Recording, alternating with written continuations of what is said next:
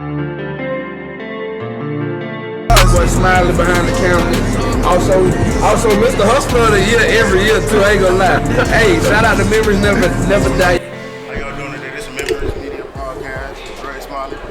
And we have a very, very special guest with us today.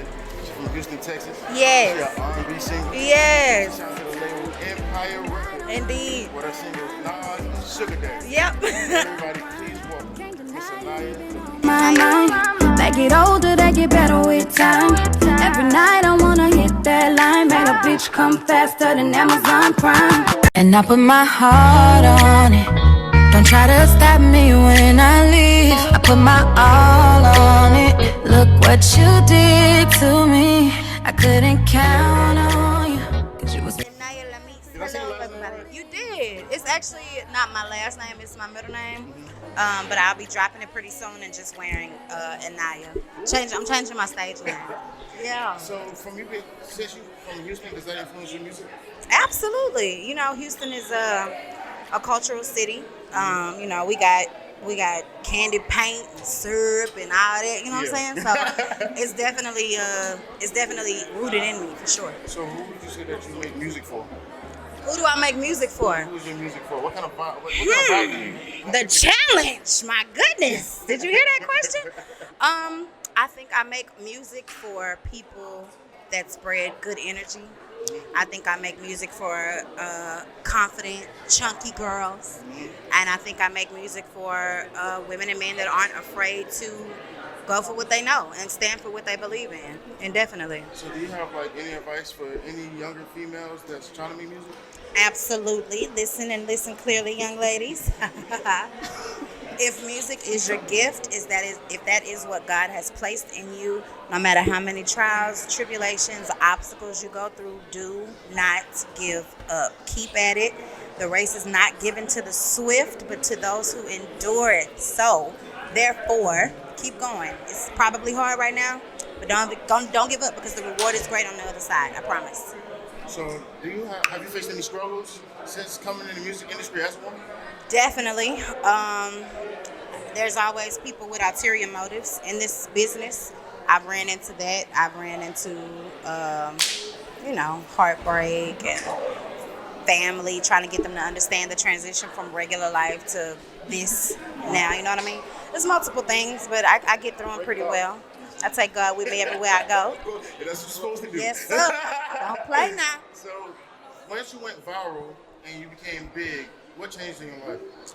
Everything.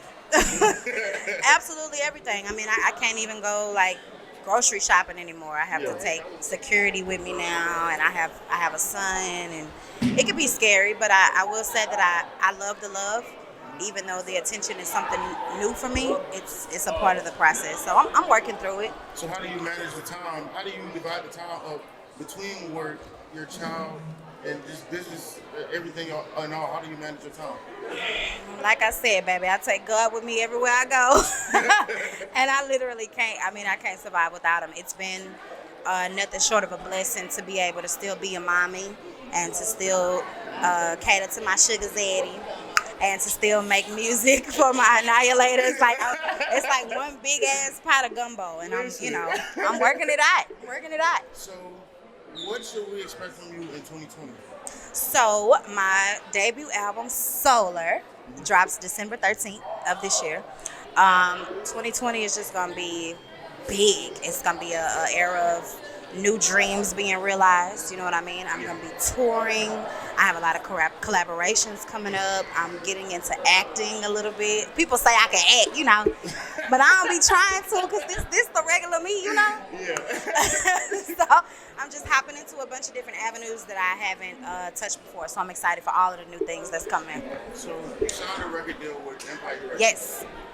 Okay. First of all, what is your thoughts on Empire Records? I love Empire. I'm not just gassing and saying that because it's my label, but they really take care of me. They take care of all of their artists. It's the way that a record label should be operated. I own all of my masters. Okay, hello. I own all of my masters. I'm just very well taken care of there. I have a voice at my label. They don't make decisions for me. I make decisions, and then we move forward with them together as a team. You You know what I mean? So shout out to Empire. I love y'all. Mwah. Empire versus everybody. For real. So have you had any setbacks in 2019 that you grew from? Absolutely. Would you mind sharing? I mean, yeah. One of them, for obvious reasons, would be the song "Best Thing." That story was created in real time. I was literally going through a heartbreak during the time that I recorded that song. I was in a booth crying. I was like, "Best thing, best thing, best thing." Like I was crying. It was a emotional release for me. I was involved in a relationship that was poisonous for me, and I stuck in it for way too long. So as soon as I let that go, things literally began to like flourish for me. Okay, last question. Yeah. What is your advice on work ethic once you become big? Work ethic? Yes. I would just say consistency, man. I mean, don't let up. Don't ever get too comfortable. A lot of the times we can feel like we've accomplished something, and then we feel like we can like sit back and be like, okay, I got that out the way, so let me calm down and just go move over here and take a vacation. Listen, that's what they fall in love with. They fall in love with the consistency. So you got to keep that up. You can't let up. Stay on their necks. Stay on their head. Go. You got this. You can do it. Yes. Thank you for having me. Inayah Lamis. Yes. Thank you for having me. Now I really be like, fuck that nigga. My attitude changed.